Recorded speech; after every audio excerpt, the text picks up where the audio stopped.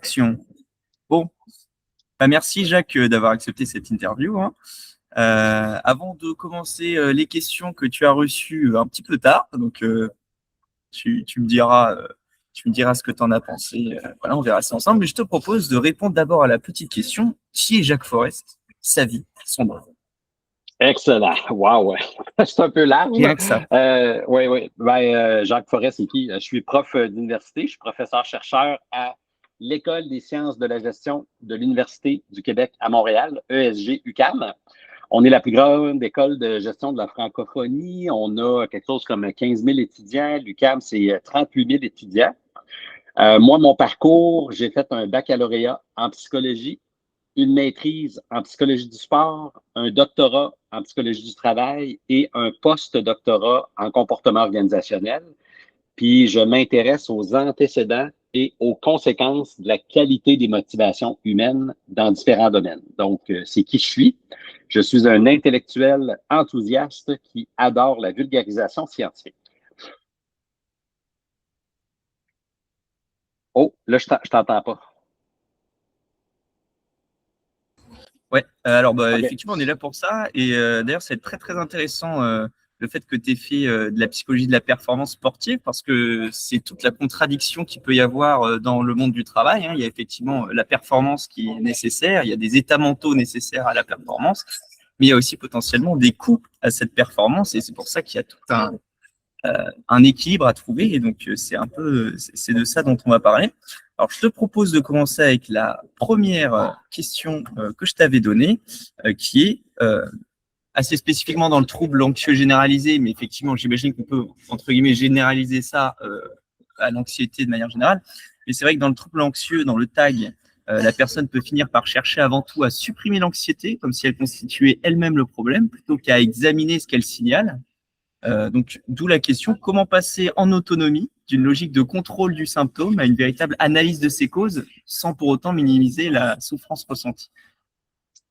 OK. Donc là, la question que tu me poses est relative à une population spécifique avec des conditions spécifiques, ce qui n'est absolument pas ma spécialité. Donc, le modèle qu'on utilise, nous, c'est la théorie de l'autodétermination. C'est un modèle qui existe depuis une cinquantaine d'années, qui est validé dans plusieurs dizaines de pays avec des centaines de milliers de personnes. Ce modèle-là postule qu'on a trois besoins psychologiques innés et universels à satisfaire pour stimuler performance et bien-être dans la durée. Ces besoins-là, on n'a pas besoin de se poser la question. Tout le monde les possède, sont universels. Ceci dit, ils ne sont pas uniformes, ce qui amène certaines populations, comme dans la question que tu me poses, le trouble d'anxiété généralisée, à avoir des particularités quant à la manière de satisfaire ces besoins-là. Donc, ça peut être des gens neurodivergents, des personnes en situation de handicap ou encore des gens avec le trouble d'anxiété généralisée qui ont tout de même ces trois besoins-là, mais qui vont les satisfaire de manière différente. Donc, l'autonomie, c'est de connaître les règles, de savoir quel est le cadre pour pouvoir faire des choix à l'intérieur de ce cadre-là. Donc, des gens avec un trouble d'anxiété généralisé pourraient avoir besoin, hypothétiquement, d'un cadre qui est un peu plus, je dirais, encadrant. Euh, la compétence va se développer avec cette condition-là et la manière d'entrer en contact va peut-être être différente. Donc, ce qui est important de dire aux gens avec qui tu vas interagir, c'est de dire, ces trois besoins-là, il y a juste ça qui compte. Les particularités personnelles, le stade de vie, la neurodivergence ou autre sont des modérateurs quant à la façon de satisfaire ces trois besoins-là. Donc, le soutien à l'autonomie, c'est la structure.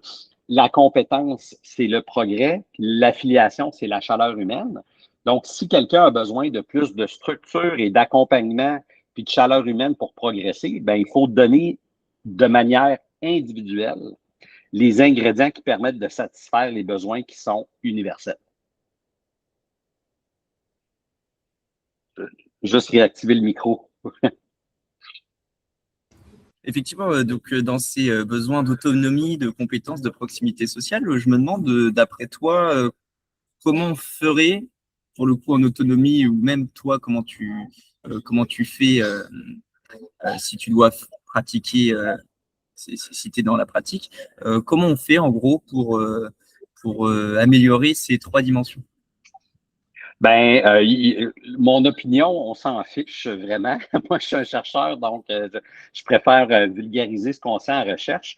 Il y a plusieurs enquêtes, puis d'ailleurs, là, je reviens de l'Europe où est-ce qu'on a eu le Congrès international sur la théorie de l'autodétermination. Donc, si on Mhm. regarde les résultats de recherche, par exemple, dans le milieu de la santé, dans le milieu de l'éducation, en politique sociale, en épidémiologie, en politique publique, n'importe quel élément qui concourt à simultanément donner de la structure, du progrès et de la chaleur humaine, tous les humains y gagneront. Donc, par exemple, dans le domaine de l'éducation, il y a des enquêtes qui montrent qu'on est capable d'enseigner aux enseignants, aux professeurs, comment donner de la structure, du progrès et de la chaleur humaine, ce qui permet à la fois pour eux-mêmes d'avoir un vécu plus agréable au travail et aux personnes étudiantes d'avoir des meilleurs indicateurs de succès, de progrès et d'intégration sociale. Dans le domaine de la santé, on peut penser aux médecins, aux infirmières ou n'importe quelle profession de la santé, que ce soit les physiothérapeutes ou les ergothérapeutes ou autres, qui peuvent apprendre ces comportements-là. Dans le contexte sportif, on a publié 2 articles qui montrent qu'on peut enseigner ces habiletés-là. Donc, ce qui est important de dire aux gens qui te liront ou qui t'écouteront, c'est de dire que apprendre les comportements qui permettent de satisfaire les 3 besoins, premièrement, ça se fait. Et deuxièmement, il y a des bénéfices à la fois pour les gens qui apprennent les comportements et les gens avec qui on va interagir après. Ma conjointe, elle est professeure à l'Université de Montréal et elle enseigne tout ce que je viens de te dire aux parents pour interagir avec leurs enfants. Et les résultats sont les mêmes. Donc, ce Ah, qui est le fun de la théorie de l'autodétermination, c'est qu'on a 4 ou 5 décennies de recherche scientifique rigoureuse appliquée dans une multiplicité de contextes qui va toujours dans le même sens. On alors s'étonne. Oui, ton vas-y. approche, si je comprends bien, si tu peux préciser, j'ai l'impression que tu en parles comme une Oui, ben, compétence c'est une individuelle compétence. ou de management, ou les deux? Je sais qu'en Europe, vous utilisez le mot beaucoup le mot management là, qu'on utilise assez peu ici au Québec. Ouais. Là. Vraiment, on s'en fiche. Que ce soit individuel, managérial ou institutionnel, l'idée, c'est de retenir qu'on a une étoile du Nord qui guide le meilleur de l'humain, puis ce sont ces 3 besoins-là. Il y a plus que 3 besoins, mais ces 3-là sont systématiquement les plus importants pour stimuler le meilleur. Donc, puis aussi, tu sais, beaucoup de gens vont s'enfarger dans les fleurs du tapis en disant, vous savez, les Belges sont différents des Tunisiens ou des Français ou des Québécois. C'est de la bouillie pour les chats, ces différences-là, ou encore les générations. Il y a 3 besoins qui sont systématiquement les cibles avisées. On peut avoir des particularités culturelles, individuelles ou de secteur d'activité. En même temps, on ne sera jamais perdant si on prend soin du meilleur de l'humain. On ne s'étonnerait pas de voir quelqu'un qui respire un air de qualité, boit de l'eau pure et mange des aliments frais en faisant de l'exercice, qui soit en santé. On ne s'étonne pas de ça. Ça fait des siècles qu'on connaît ça. C'est comme si au niveau psychologique, que ce soit au niveau des familles, de l'enseignement, de l'éducation, des sports ou du travail, on apprenait soudainement ces paramètres-là. Donc, moi, ce qui me stimule au quotidien, c'est de faire connaître puis de vulgariser ces éléments-là. C'est pour ça que je suis tout le temps content de parler à des gens comme toi. Tu as un porte-voix qui donnera accès à ces connaissances-là à un plus grand nombre de gens. Puis mon souhait le plus cher, c'est qu'on arrête d'en parler des 3 besoins, que ça soit naturellement intégré, puis on se dise, ben oui, il y a 3 besoins. Comme les 3 pattes d'un tabouret. Pour maintenir un équilibre dans la vie, il faut être authentique, progresser puis être aimé. Mettons en place des conditions qui permettent de faire vivre cela. D'accord, parce que selon toi, en fait, qu'est-ce qui fait que ces trois dimensions et pas d'autres, elles sont à ce point-là sur le devant de la scène quand on étudie statistiquement l'anxiété, le bien-être au travail? Oui, ça, c'est une bonne question. Puis je vais te donner la réponse scientifique. Je vais Ah regarder bah, mon simple. écran. Excellent. Si tu vas sur le site self-determinationtheory.org, là, c'est le site de la théorie, mais je vais te le dire là, rapidement. Il y a 9 critères qui permettent de dire qu'un élément est vraiment un besoin et non une préférence ou un caprice. Si je te disais, Vincent, je vais te mettre dans une cloche en verre où je vais enlever l'oxygène, tu vas me dire non merci parce que dans 3 minutes, je vais être mort. En même temps, si je te vole ta ceinture préférée, mais que tu as 6 autres ceintures, tu mourras pas. Tu n'auras pas la préférence de porter ta ceinture préférée. C'est un caprice. C'est pas un besoin, une ceinture. L'oxygène, c'est un besoin. Donc, pour qu'un élément soit considéré comme un besoin psychologique, ça doit être psychologique, essentiel, inhérent, distinct et universel. Donc, ça, c'est les 5 paramètres scientifiques qui permettent de dire est-ce que je peux le distinguer d'un autre? Est-ce que partout sur la planète, peu importe les populations ou les secteurs d'activité, ça répond à ces éléments-là? Les 4 autres éléments complémentaires, c'est que ça soit pervasif, dans le sens que ça a un impact sur ton vécu général. C'est spécifique au contenu, donc satisfaire le besoin à l'école, dans ta vie amoureuse, dans ta vie au travail, ça va être différent. C'est directionnel en ce sens que lorsqu'on le satisfait, on voit une conséquence apparaître par après et ça permet d'expliquer la variation dans le vécu cognitif, émotionnel ou comportemental. Donc là, je suis rentré dans les détails scientifiques. Le fin détail n'est pas important, mais il faut savoir qu'un besoin, il y a des critères qui les mettent de l'avant. C'est important de dire qu'il y a plus que 3 besoins et que la façon de satisfaire ou l'individualité s'exprime à travers les besoins. Mais par souci de simplicité, quand on le teste avec des dizaines de milliers de personnes, le podium statistique qui permet d'expliquer le plus de variabilité, de bien-être, de performance et de durabilité, ce sont ces 3-là. Ok, c'est super intéressant. Donc, en fait, c'est vrai que quand on veut rentrer dans le réel et pas seulement dans la théorie, dans la pure pratique, on veut chercher des priorités. Donc là, en fait, ça donne des priorités, des choses les plus significativement impactantes à jouer sur quand on est une entreprise, par exemple, qu'on veut que ses employés soient plutôt corrects psychologiquement en termes d'anxiété, etc. Et donc, effectivement, si je résume, c'est vraiment ces 3 piliers, quoi: autonomie, compétence, proximité sociale. Oui, exact. Et dans ton intervention, il y a une erreur de logique, c'est de comparer ou de mettre en opposition théorie et pratique. On va souvent dire en psychologie qu'il n'y a rien de plus pratique qu'une bonne théorie. On n'accepterait jamais de recevoir un traitement médical ou un vaccin ou autre qui n'aurait pas été testé scientifiquement. Un vaccin, c'est parfaitement théorique et pratique. C'est la même logique qu'avec la recherche en psychologie. Donc, juste une petite nuance ici qu'il n'y a pas d'opposition entre théorie et pratique, c'est une seule et même chose. Ok, du coup, en fait, si tu devais sélectionner une chose qu'on pourrait faire pour chacune de ces dimensions, alors que ce soit au niveau de l'entreprise ou au niveau du salarié de son côté, est-ce que tu as des idées qui te viennent en tête? Ben, mes idées ne sont pas importantes. Je vais avoir l'air d'un vieux disque brisé qui saute, là. Mais c'est de dire qu'est-ce que la recherche mentionne. Donc, pour l'autonomie, Génial. oui, donc j'ai fait quelques centaines d'interventions de la sorte, puis je Ouais, peux me trop bien. prononcer éclairé par la recherche, là. L'autonomie, le meilleur ami de l'autonomie, c'est la structure qui est la fine tranche qui se situe entre le laisser-faire et le contrôle. Beaucoup d'organisations ou encore de managers vont dire qu'ils favorisent l'autonomie, mais c'est de l'abandon. Puis là, vu qu'ils abandonnent les gens en mentionnant que c'est de la fausse autonomie, le chaos s'installe, puis là, ils ont dit, ça ne marche pas l'autonomie, je vais contrôler les gens. Donc, l'autonomie, le mot-clé à retenir, son meilleur ami, c'est la structure.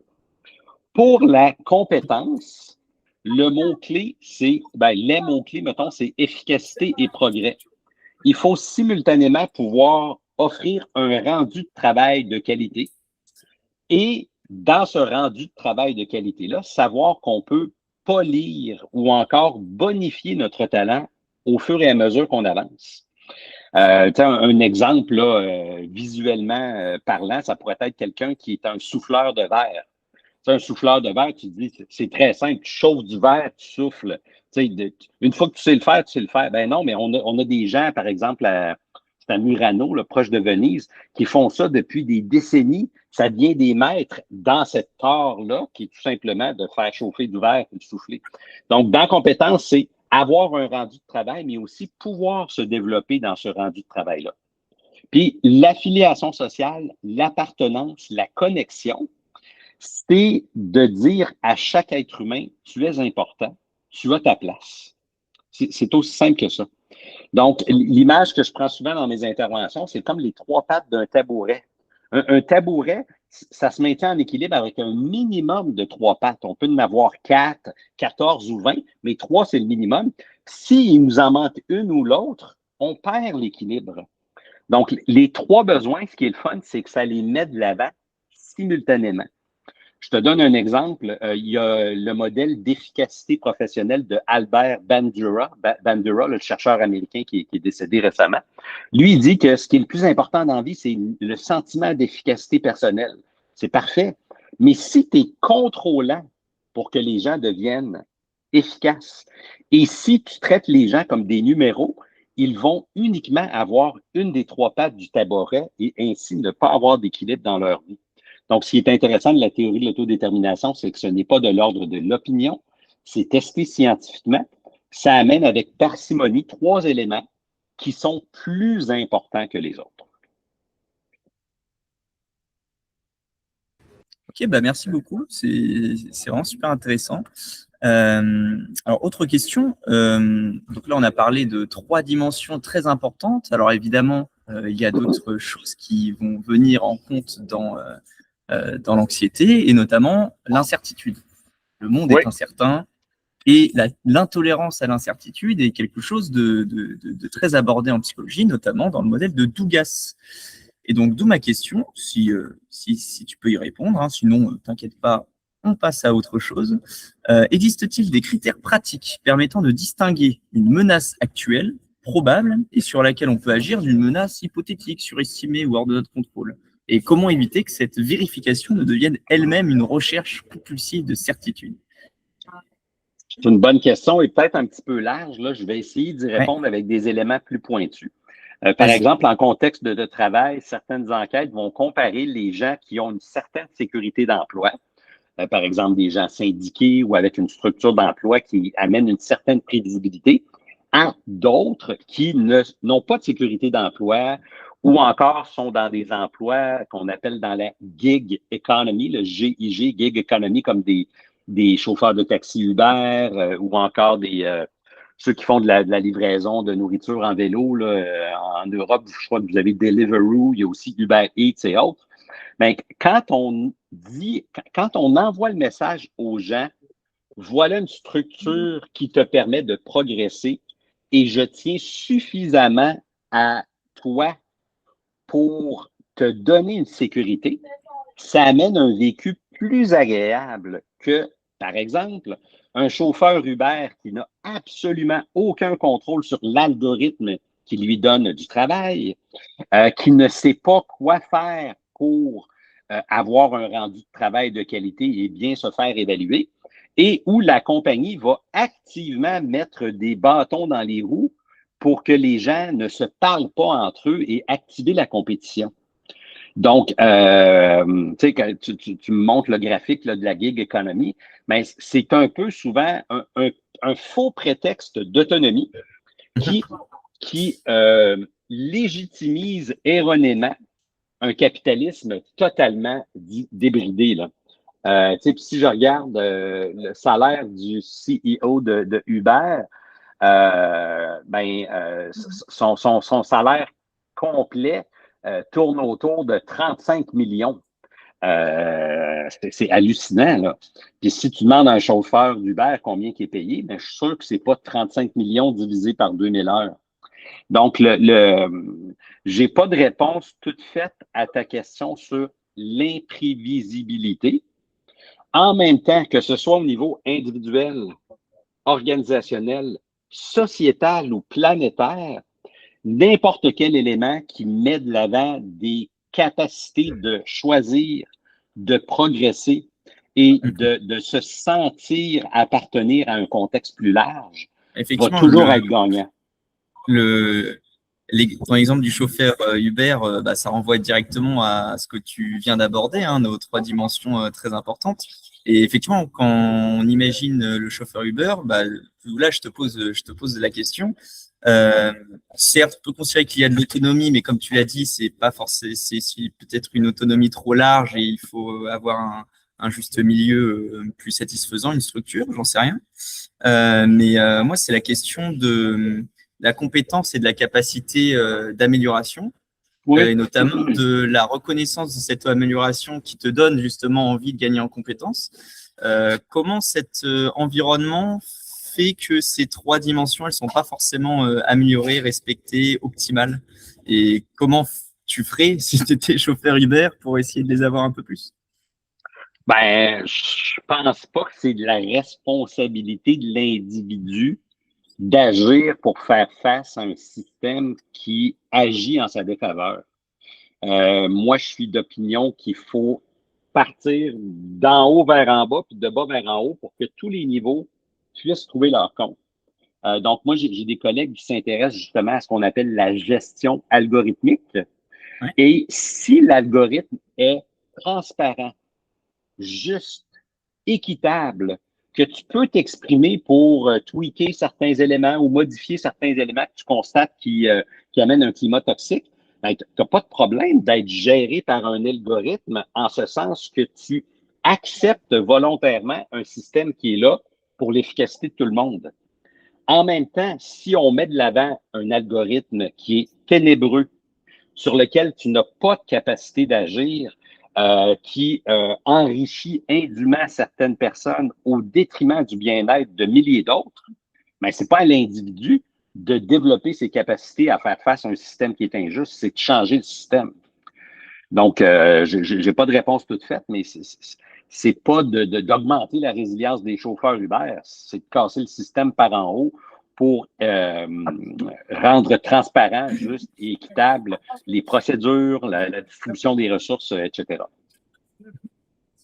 Alors, un autre aspect qui va être important pour l'anxiété, hein, c'est chaque individu dans sa vie va faire face à des problèmes, hein, des problématiques, même des problématiques avec ses collègues, avec son travail, mais même en dehors du travail. Et c'est là qu'intervient la résolution de problèmes, qui est beaucoup étudiée en TCC. Et d'où ma question, c'est une question que je me pose vraiment, et je ne sais pas exactement où se trouve la frontière entre résolution de problèmes et rumination. Et quels indices permettraient de reconnaître qu'une réflexion produit encore des informations, une décision, une action, à partir de quand elle ne fait que recycler la même habitude? Et est-ce qu'on peut construire une méthode autonome pour faire la juste part finalement entre résolution de problèmes et rumination? C'est une grande question, je trouve. J'ai beaucoup de mal à y répondre. Oui, oui, c'est une bonne question. Puis je vais essayer de trouver des éléments de réponse. Là. Encore là, c'est tout le temps un peu parcellaire. Ce n'est pas une réponse complète et entière, là, mais Pas de souci. dans les enquêtes, par exemple, sur ce qu'on appelle la récupération, le recovery, quand on voit une journée de travail, par exemple, moi, une journée de travail typique, mettons, à l'université, je me rends le matin, j'ai une rencontre pour la recherche avec, mettons, une collaboratrice en Norvège, fait que je fais ma rencontre, je m'en vais enseigner mon cours de 9h30 à 12h30, ensuite j'ai un dîner avec des collègues, je règle des problèmes, j'ai une rencontre administrative, puis je finis d'écrire un chapitre en fin de journée, etc. Fait que là, à la fin de ma journée, c'est tout à fait normal que j'ai été exposé à des problèmes, des préoccupations, des éléments, puis tout ça. Puis là, je peux décider de les amener avec moi à la maison ou encore de jeter les bases pour dire j'arrête d'y penser, je recommence le lendemain pour partir la journée de manière fraîche et complète.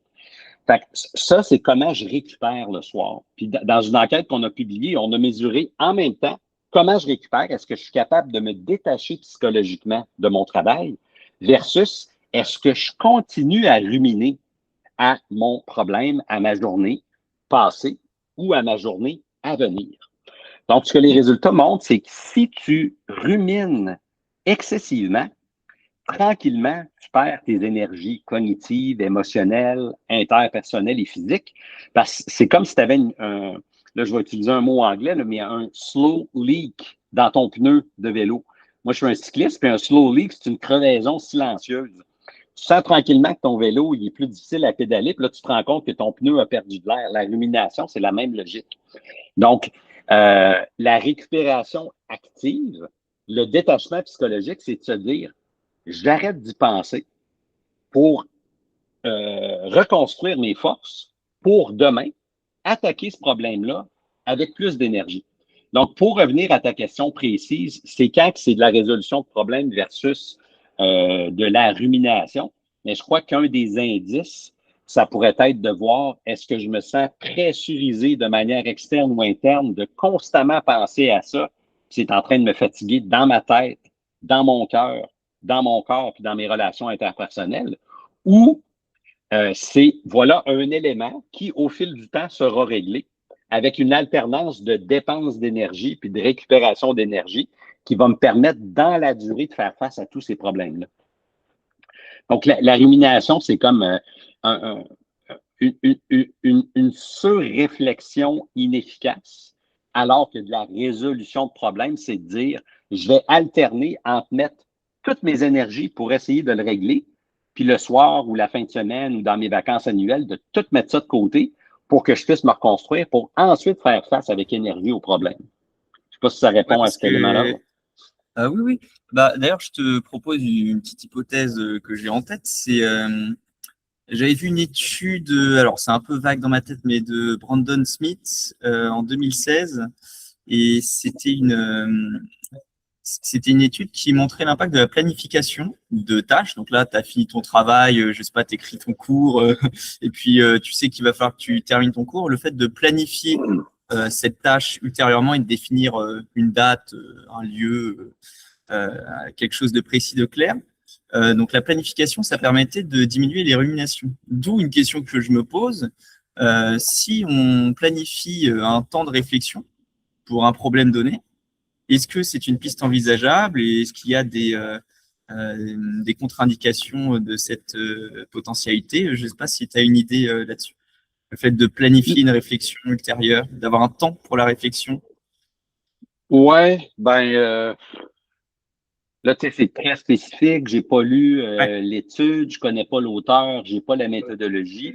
En même évidemment. temps, il y a un dicton en anglais que j'aime bien, moi, c'est A lack of preparation on your part shouldn't be an emergency on my part. C'est un manque de préparation de votre part ne devrait pas se transformer en urgence chez moi. Donc, les organisations qui ont des rôles clairs, qui donnent des ressources aux gens pour répondre à ces demandes claires-là, c'est assez rare qu'ils vont se tirer dans le pied. Si on donne des objectifs flous, si on ne donne pas les ressources, si on ne donne pas de soutien, on va tout le temps se planter. Donc, sans connaître le fin détail de ce que tu me parles par rapport à la préparation, si on est capable de dire, ben, voilà un faisceau d'éléments qui me permettent d'exprimer le meilleur de mes talents, ben, on va toujours être gagnant. Alors pour ce qui est du repos spécifiquement, j'imagine que tu dois aborder le repos qui est évidemment quelque chose d'important. Toutes les formes de repos ont-elles la même fonction psychologique? Comment distinguer le repos sans stimulation, la méditation, la lecture, scroller TikTok, regarder Hanouna dans son lit ou une pratique corporelle comme le bain chaud? Est-ce que ces formes de repos agissent surtout sur l'activation physiologique, la récupération intentionnelle, le rapport aux pensées? En fait, comment bien se reposer? C'est surtout ça la question. Oui, moi, je me fie beaucoup aux travaux de Sabine Sonnentag, qui est une chercheure allemande qui est la plus réputée mondialement sur ce sujet-là. Puis elle va démontrer que, excuse-moi, je vais éternuer. Pardon. Elle a démontré que un des ingrédients les plus puissants pour bien récupérer, que ce soit dans une journée par rapport au lendemain, une semaine par rapport à l'autre ou une année par rapport à l'autre, c'est le détachement psychologique. Le détachement psychologique, là, je vais utiliser une expression québécoise que j'espère que tu vas comprendre, mais c'est mettre la switch à off, mettre l'interrupteur à off. Donc, le détachement psychologique, c'est, par exemple, je suis en train de faire l'appel avec toi, il est 10h30, je suis en décalage horaire, je suis tout mélangé, je suis arrivé dimanche d'Europe, tout ça. Cet après-midi, j'ai prévu d'aller courir. j'adore. J'ai une boucle de 5 kilomètres que je fais. Je me mets de la musique dans les oreilles, je m'évade. C'est un parcours qui est très joli. Je me détache psychologiquement de mes attentes pour laisser mes pensées vagabonder, écouter de la musique agréable, puis suer. Je reviens à la maison, j'ai des haltères, je fais quelques mouvements, puis tout ça. Ça me permet ensuite de repartir pour ma deuxième moitié de journée.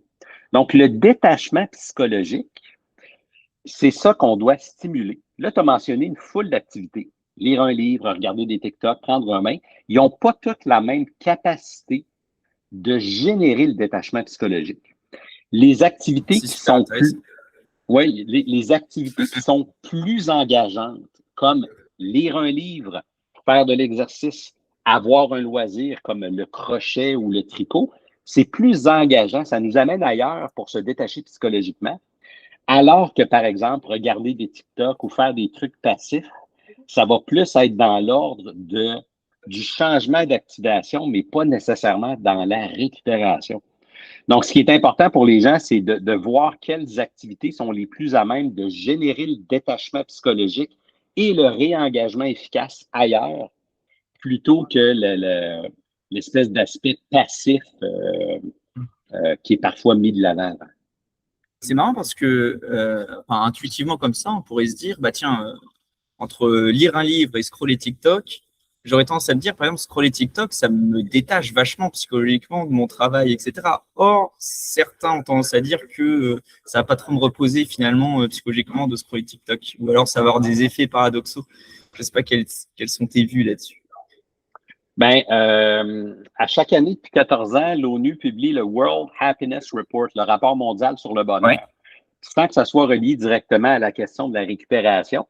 Il y a beaucoup de travaux, ou en tout cas de journalistes ou même des économistes, des politiciens qui vont mettre de l'avant. Je pense qu'en France, là, récemment, vous avez interdit les réseaux sociaux à partir de l'âge de 15, en bas de 15 ans, puis tout ça. C'est un non-débat. En ce sens que si un réseau social, vraiment social, comme par exemple, si tu utilises WhatsApp avec tes amis et ta communauté de gens qui adorent le football, tu parles de football, tu prévois le prochain match ensemble le vendredi soir, c'est un réseau social vraiment social. Ça te permet de converser sur une activité passionnante qui gère ta vie avec des gens tout aussi passionnés que toi qui amènent le carburant de la satisfaction des besoins psychologiques. Là où il y aura problème, ce sont des réseaux qui se disent sociaux, mais qui ne le sont pas, comme TikTok. C'est moins générateur de bien-être TikTok que, par exemple, WhatsApp. Puis dans cette enquête-là, le World Happiness Report, cette année, ils ont précisément calibré les différents réseaux par rapport à leur impact sur le bonheur. Donc, si l'utilisation d'un média social te permet d'être toi-même, de progresser, connecter aux gens, autonomie, compétences, affiliation, il n'y a aucun problème à ce que tu consommes cela.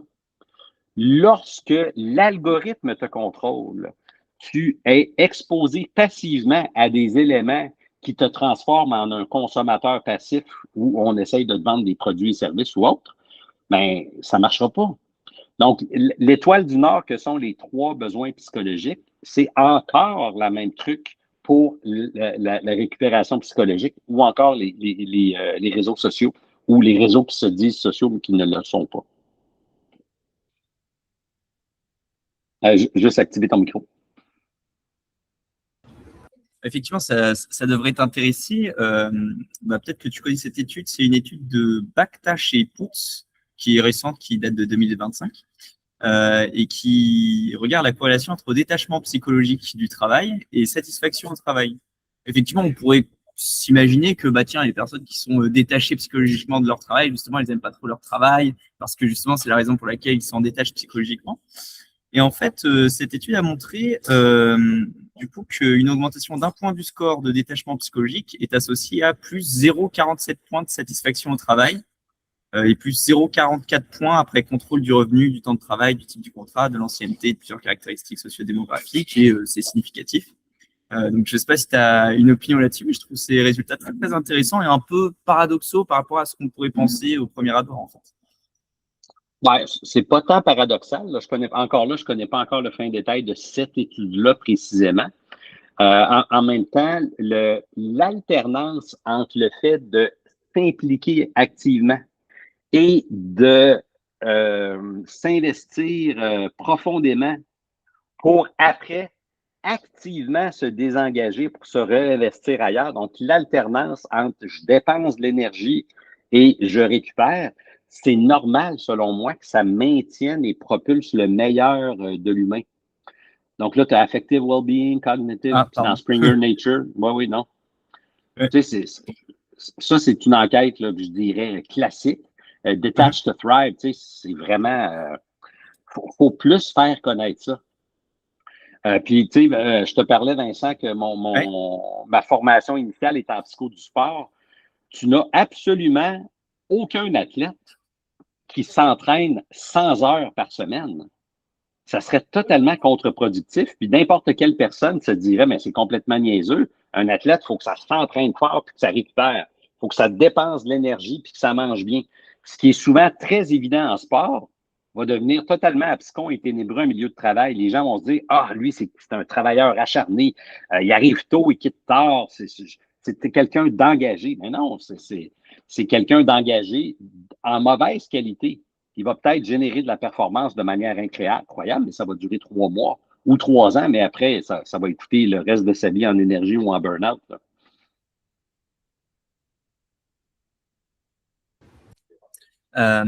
Alors, autre question. Vos travaux montrent que c'est pas seulement l'intensité de la motivation qui importe, mais aussi sa qualité.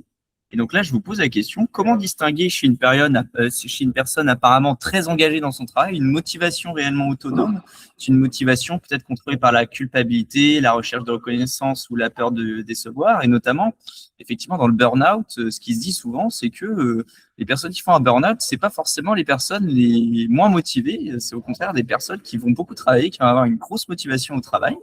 Et donc, comment distinguer, entre guillemets, la bonne de la mauvaise motivation, d'après toi? Ben, d'après moi, on s'en fout. C'est toujours les résultats C'est vrai, de c'est la recherche qui science. comptent.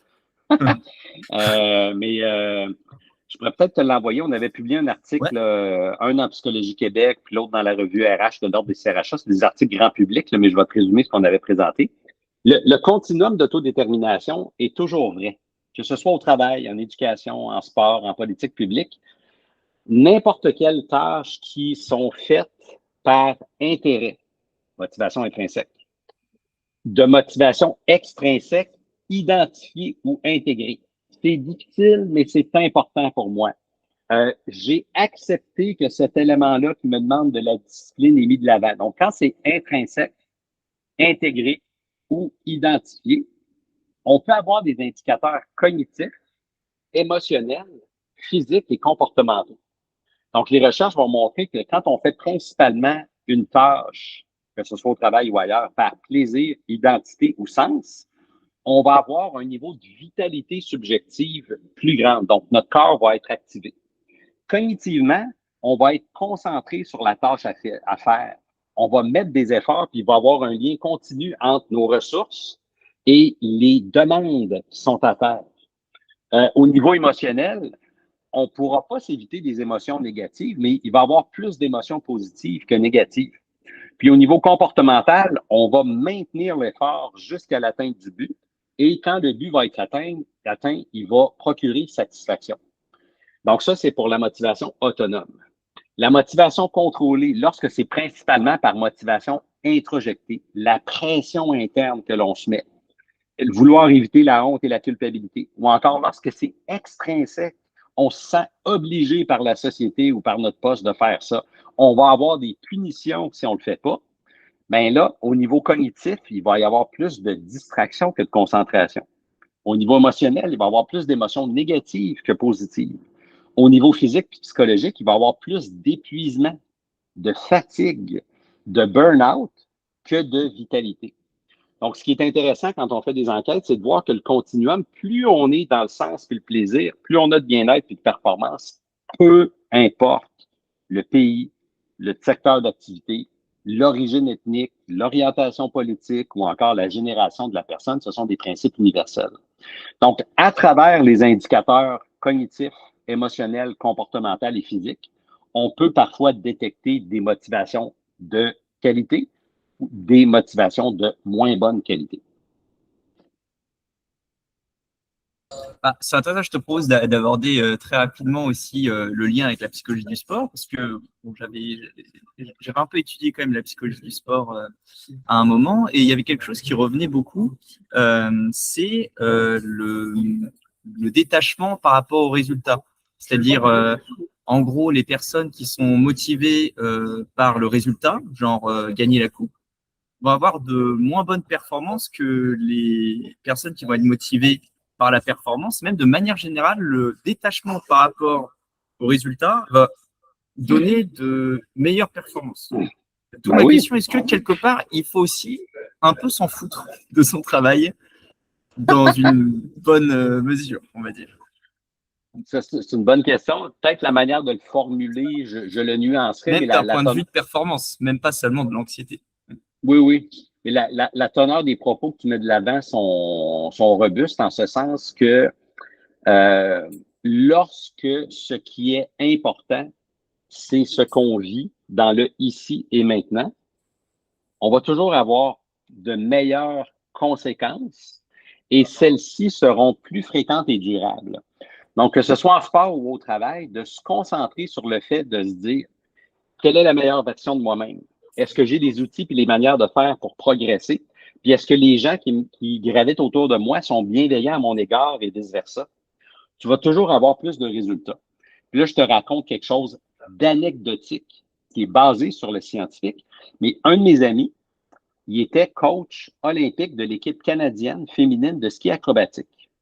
Et on a basé toute notre stratégie pré-olympique pour aller aux Jeux olympiques de Sochi en 2014, basée sur les 3 besoins. On a demandé aux athlètes, aux entraîneurs, aux employés de soutien, comment on pouvait satisfaire leurs besoins psychologiques, ce qui nous a amené à gagner une médaille d'or, une médaille d'argent, une 10e place, puis une 12e place.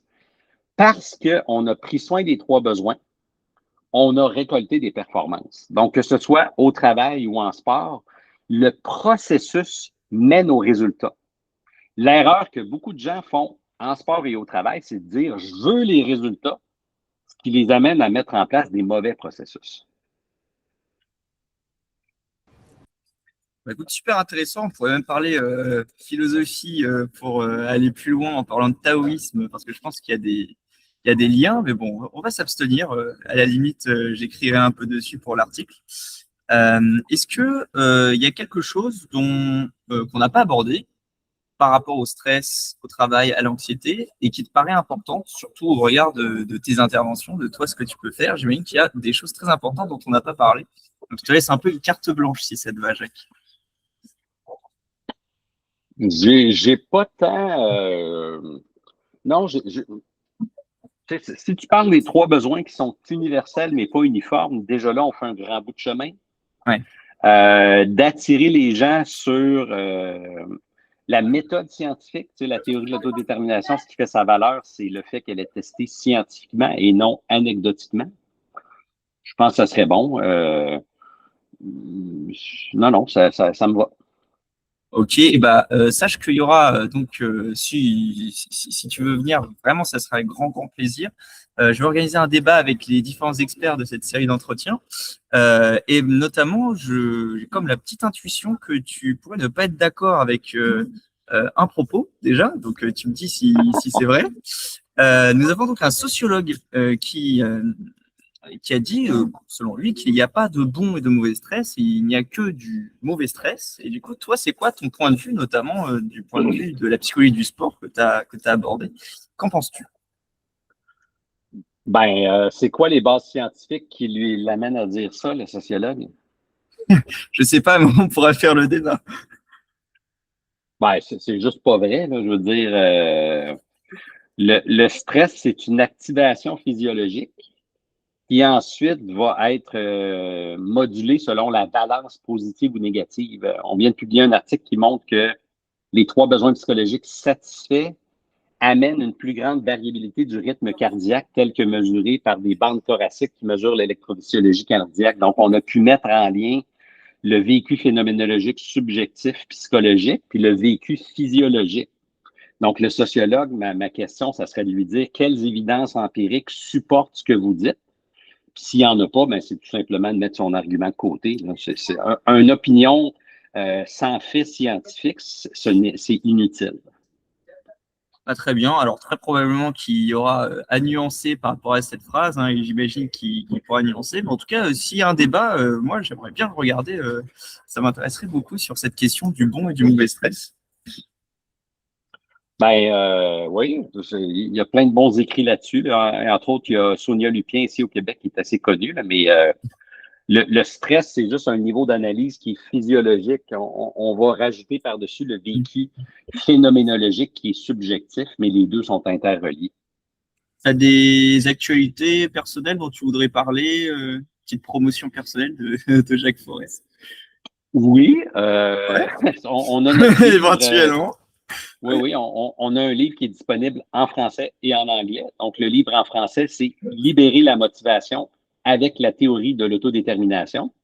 Donc, le livre, on en a vendu au-delà de 6000 copies. C'est un beau succès. Puis, on a tenté de simplifier et de vulgariser en français les applications de la théorie de l'autodétermination au travail et ailleurs.